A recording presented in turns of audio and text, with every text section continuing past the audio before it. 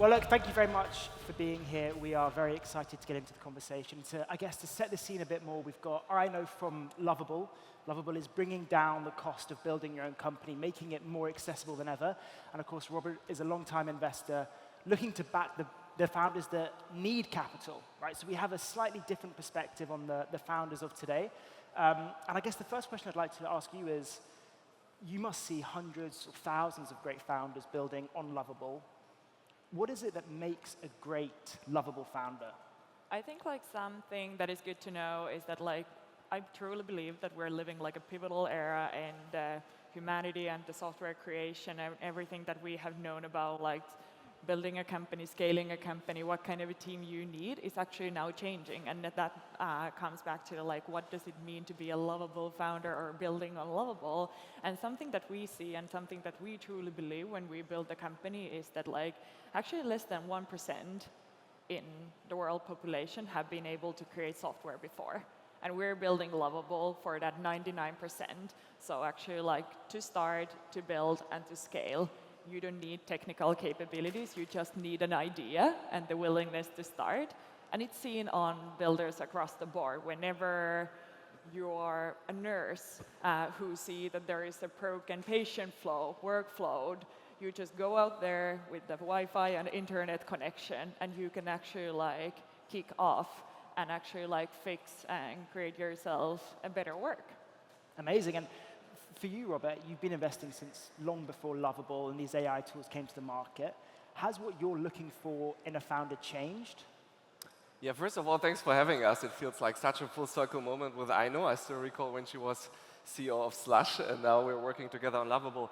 Look, I think one thing about entrepreneurship is that there are 1,000 ways maybe to be a great entrepreneur. You can open a coffee place next door. It can be entrepreneurship. You can host this conference as an entrepreneur. You can start an application layer AI company like Lovable, a lab company, or I try to be an entrepreneur in VC. But I think the most important thing for people is to challenge themselves on what entrepreneur they want to be and not try to be a function of what's hip. I think a good starting point for this is really going back to obsession, something that really drives you, that you're really, really excited about.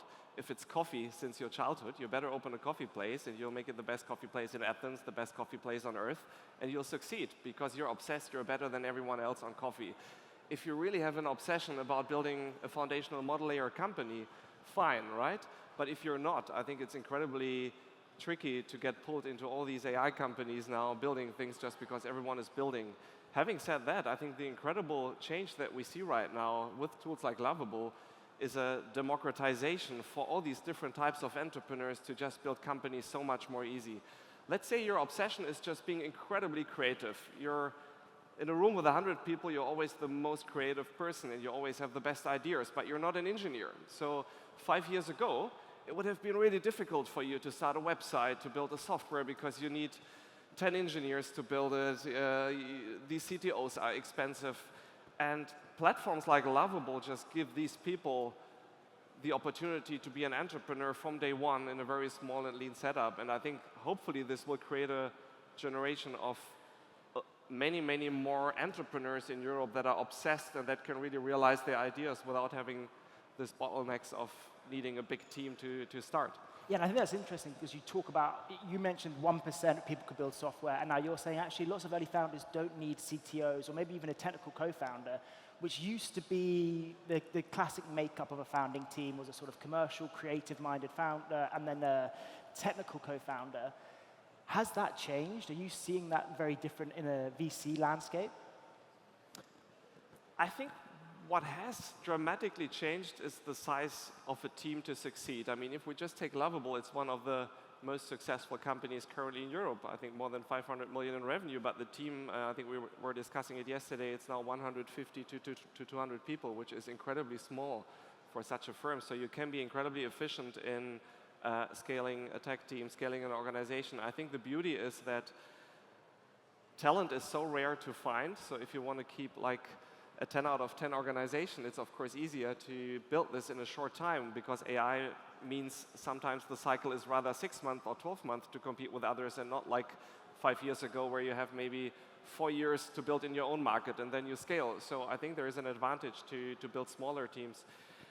I think one thing that has changed a lot in Europe that I'm excited about is that we have product-obsessed people starting companies. So if you look at our actual strength in Europe, whether it's Athens, whether you go to ETH Zurich, whether you go to Cambridge, or you go to TU Munich, or you go to Helsinki, great tech universities with great tech students starting companies. That wasn't the case 10 years ago. 10 years ago, you go to Berlin, and you had business school students copying companies from the US or building consumer internet companies. And I think it's a real moment now for Europe. If we look at all the infrastructure that needs to be built around AI, we just backed a new microprocessor company from Zurich. If you look at all the kind of cloud infrastructure, everything that needs to be built. Neil mentioned defense. Defense is something where, you know, if you look at clusters like Munich, we have companies from Helsing to quantum systems to kind of physical AI. So I think this has really changed. And is that true for Lovable founders? Are we seeing the most successful Lovable founders be, I don't know, maybe product obsessed, or maybe they've got a lot of context in the industry that they're building? You mentioned the nurse. Or is it people who are maybe don't have that context, they're outsiders, but have always wanted to be entrepreneurs? Are you seeing certain traits come up again in the best Lovable founders? I think like something that has always been true and now like is overly emphasized is a bit related to what Rob said about like you overly obsessed on an idea and you want to see that become a reality. And I think like that's something that will always holds true for every single founder or builder out there. But I think like that then becomes like, okay, the barriers to build are actually breaking. It's easier to start than ever before. What you said about the size of the team or where you need to be located or what kind of skill set you need to have. And now you just need to have this grit and like ready to push forward to the mission that you want to see. Like tools like Lovable, you can actually just like start by describing the future that you want to see. What's the problem that you want to solve? And I think like that's huge because that I believe will like unlock the human creativity. We see it every single day. Like people come to us saying like I have had like years on my notebook an idea and I haven't been able to like turn that from an idea to a product, and now I'm actually like from a product to a company and actually able to scale. And I think like that's like one track that we see. But another very interesting thing is that like we talk a lot like founders being those one who actually found totally a new company.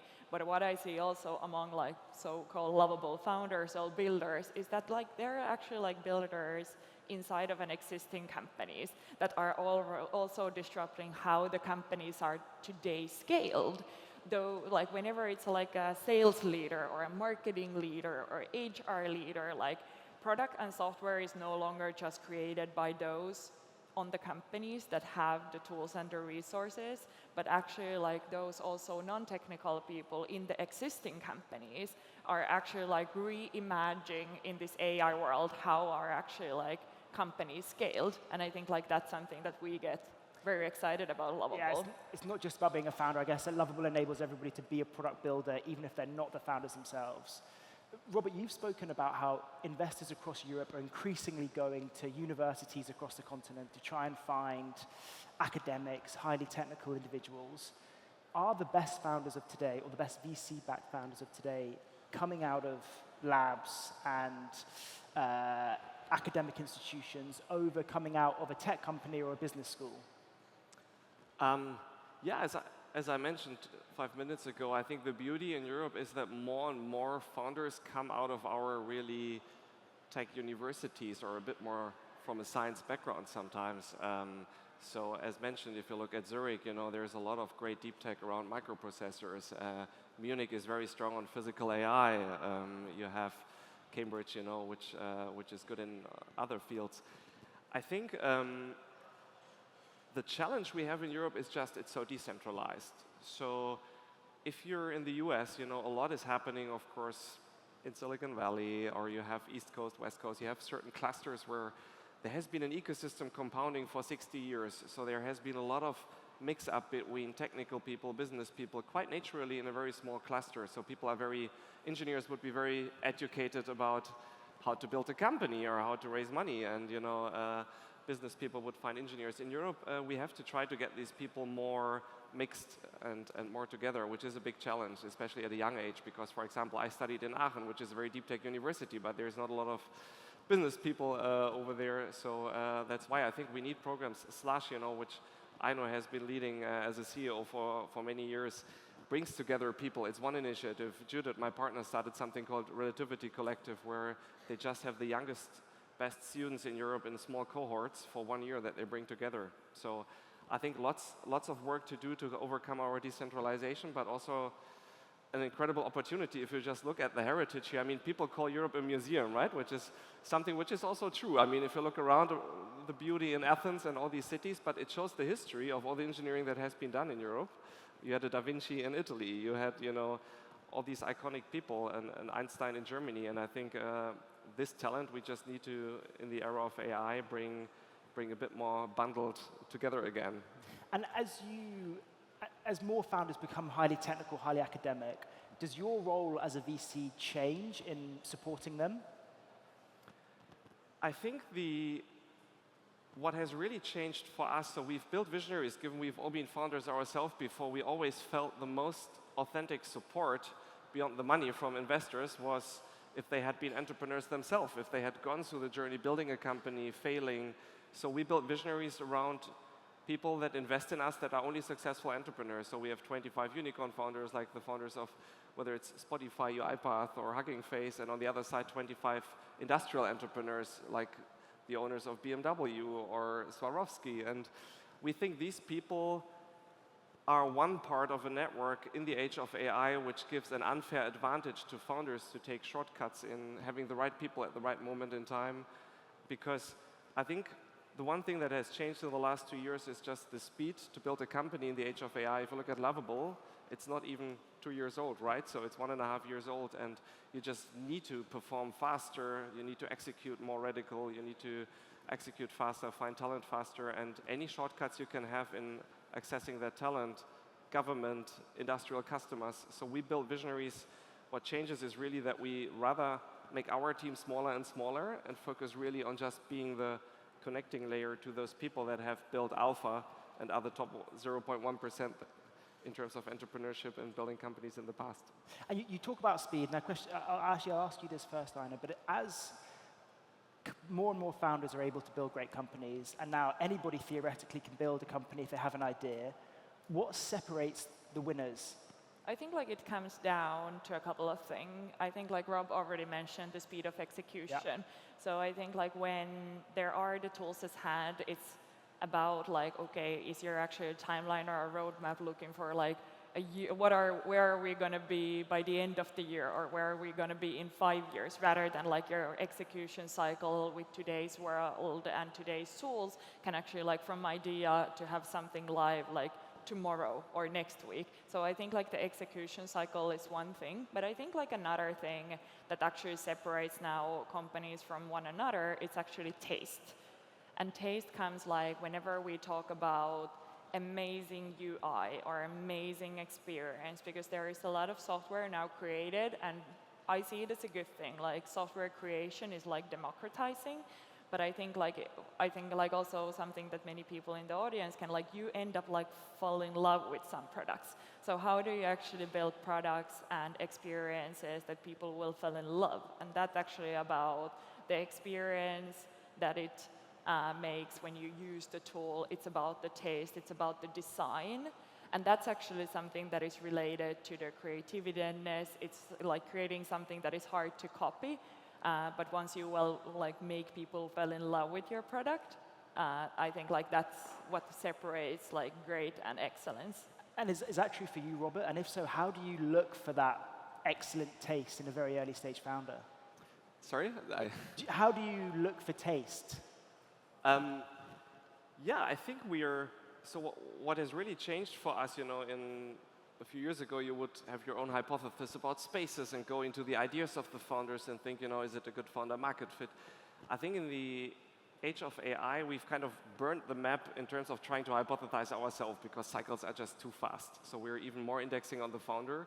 At the early stage, I think 90% of our decision is the founder and spending time with the founder. We sometimes spend days with the founders going into their childhood, what was their vocation, what motivated them, what is their obsession, what is their real background in building what they're building right now. And we want to see people that, I mentioned this microprocessor guy from Zurich, he was building on Raspberry Pi and all these things since he was like 6 years old. So these people go through, any ups and downs, and that's what we really want to see as an ingredient, because we think that has the best chance in this fast-moving world of AI to always reinvent yourself and really build a product that stands out. I think the big difference for the later stage is, if you look at a software company 5 years ago, there was something called the Mendoza line on how they would grow. So if a company did 100 million ARR, you would pretty much say, okay, the path towards the IPO is only downhill execution, a bit of international expansion. And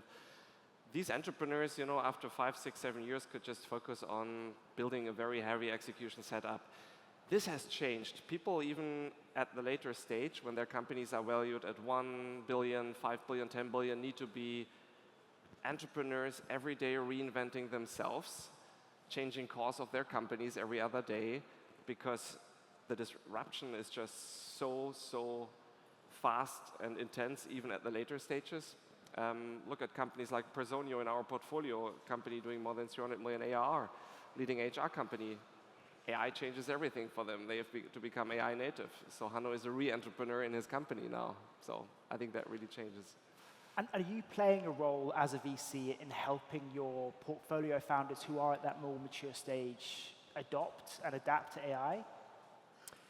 I think it's very binary because, let's take Lovable as an example, as a company that started 2 years ago. So you only play offense as a founder. You don't have any legacy. You start from zero with a team of 2, and you just build everything AI native, just basically offense. If you're an existing company that has 1,500 employees, 500 engineers that have built a legacy software product, you have to play offense and defense as a founder. You have to deal with your existing team. You have to get them into the shape of AI. You have to likely quit or part ways with many people. So that's a hell more challenging. But then there are a lot of advantages. If you're an existing large software company, you might have built a system of record layer, and you might have already 10,000 customers on it. So shipping AI features, if you get it right, is an incredible opportunity compared to some other companies that start and have to do all the customer acquisition. So I think it's just people have to become re-entrepreneurs again at a very late stage. I think some people will master this phenomenally well, and some people will become software old-timers and disappear out of the market. Yeah, interesting. We've spoken about speed. We've spoken about storytelling. We've spoken about taste. So I was going to say, what about storytelling? That's something that people talk about a lot. Is the ability to tell great stories about your company and your product becoming increasingly important? And I'll start with you, Aino. I think it comes storytelling is, the core of a storytelling is actually capturing why are you creating what you create or building what you build, and why does the world needs that right now? So in a way, capturing the value and the essence of why that product is something that the world truly needs. And I think it comes down if I think about the way of founders today work, or how do we work at Lovable, is that you can actually get signals from the market, from the customers faster, and utilizing that improvement loop. You're able to ship faster, you're able to get the signal faster, and you're able to fix that faster. And that creates your execution loop, and the more signals that you get, are you able to capture the value? Are actually customers enjoying what you're building? That's something that the team can always take with them. And once they're next day back at the office, they can actually put that into very action. So storytelling is always a huge part of it, but it's also what are you aiming to get out of it? And are you actually understanding if you create a value for your customers or not? Interesting. What about you, Robert? Is storytelling becoming increasingly important? I think it's maybe, if I had to break it down, among the 1 or 2 most important things for a founder, because why is storytelling so important? And people sometimes laugh at this, but as a founder, you need to tell a story maybe 30, 40, 50 times a day. It starts when you want to raise money. You have to tell the story right to convince people to trust you when you have nothing.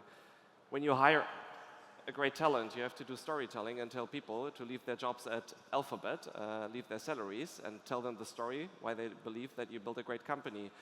You have to tell a story to your customers to try out your product, but you have to be able to tell a story to yourself. If you can't write down end-to-end, a very consistent story, then you don't have a clear vision and you don't know what you're actually building. And I think it's something, again, in Europe, if I was a dean at university, I would make a class storytelling because we have all these amazing engineers that build great products, and then they need to sell them. They need to hire the right people, and I think storytelling is sometimes a bit of a bottleneck. But there's so many other success factors, I think, that play into being a great founder next to storytelling.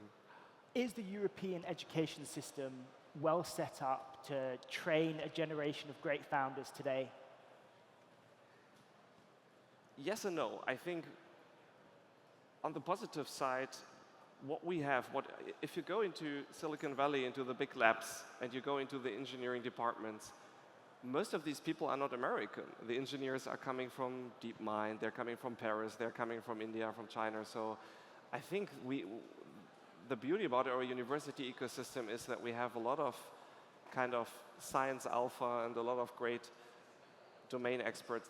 The challenge is that I think we don't bring enough entrepreneurial experience to the universities. I wish we had more people going back to university, entrepreneurs that tell their story with the students and say, I was sitting where you were sitting 5 years ago, and now I built this company, so you can be an entrepreneur. And if you're an engineer, start a company, grab your own destiny, and build. So I think that's one ingredient. We spoke about the decentralization, and we spoke yesterday even going to school, our school system. I think it's absolutely horrible how we deal with AI, because there's such an opportunity to give the youngest generation access to tools like Lovable, Claude in a very controlled environment, that they can uncover their obsession and that they can, in a natural way, engage with AI and drive us forward in the next 40 years. But instead what we do in Germany, for example, you try to bring an AI lab to school and people say, oh, there is so much risk, and I don't know if we can give them access. And I think if that's our attitude, we'll lose out a lot versus China, US, that just have a much more pragmatic spirit, taking risk to give young people access to AI. I spoke with Laura. I think she's doing a talk from OpenAI with her daughter, who's 10 years old, who's very AI-pilled, who's using all these tools. But yeah, I think at a 10-year age, she already has an obsession for so many aspects of AI that she wants to drive forward. So yeah, I think that's our future. And if I build on top of that, I think like something that is good to realize is that like we now have this like new technology that is actually taking over the society. So something that is like expanding from or extending from just like educational system. I think like we're living this time where we actually need to think like how is actually this new technology expanded and adopted across the society, similar as like internet and computers were back in the days that we actually like ran like a mass adoption, so that like you give a new creation tool for every single person on this earth, so that they feel that actually technology and this is something that belongs to all of them, not only people working in the labs or have been done like a technical degree in the university, rather than like we make it as easy as possible for everyone to use AI, to get creative about it, like willing to relearn, unlearn the ways of working, how the companies are built, but also the existing companies are scaled. And I think like if we as a continent are willing to like grasp that opportunity, I think like there is a bright future for Europe. Amazing. Well, look, we've got 1 minute left. In the final minute, I'd like to ask you both the same question. What makes a founder now? I think the truth of that question is that like the barriers to build are collapsing. So also the criteria to becoming a founder is changing, and like you don't need a business degree, you don't need a CS degree, you just need an idea, you just need to see a problem in the world and a willingness to start, and that already makes you a founder. Amazing. What about you, Robert? Sorry, the question again. What makes a founder now? What makes a founder successful these days? Today, like what makes a founder? I just pulled some of our learnings, of the founders that were outliers. One, there are so many different ways to be a great founder. I'll give you an example. We were early investors in Grok, and Jonathan, the founder, he built the tensor processing unit at Google, so he wasn't a great storyteller, but the technology itself was so proprietary that it was difficult for others to copy, and now he exited to NVIDIA, and you have companies like Lovable, where Anton is just an incredible storyteller. But there are a few criteria that really stood out in some of our outliers. We spoke about storytelling, personal product obsession, frightening hunger, and determination to win, an extraordinary work ethic. You need to refuse to be outworked by anyone else in the era of AI. Being a bit of ruthless, right, in how you execute. Having very simple goals, don't make it too complex. Grit, not tolerating low performance. It's something difficult for many people to not tolerate low performance, but you have to be very radical. If you build a team where some people don't perform, low performance only compounds if you deal with it too late. Clear articulation of why now, evidence of a bit of outperformance in life before. So these are a few characteristics, I think, that at least help to be a good founder. Amazing. Well, look, thank you both for joining me. It's great to chat. Thank you. Absolutely. Thanks.